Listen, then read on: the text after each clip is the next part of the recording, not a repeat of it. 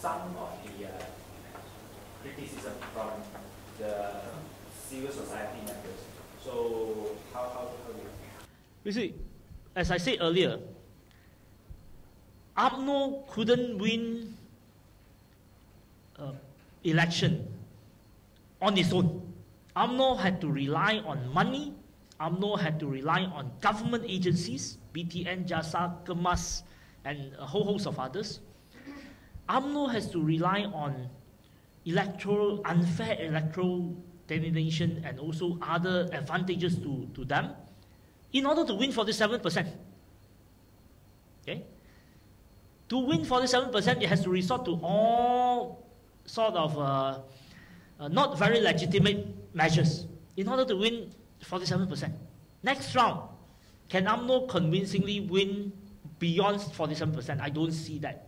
And the danger for this nation is, if UMNO cannot convincingly win election, what would Najib do? What would Najib do?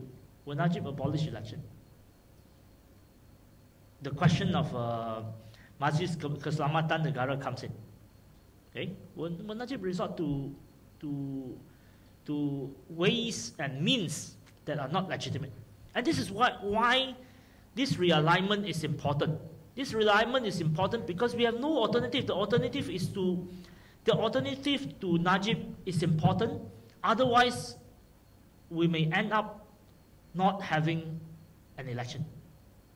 There are, of course, people who say that you can wait until the next election, you can defeat UMNO at the next election, but the question is, what will Najib do?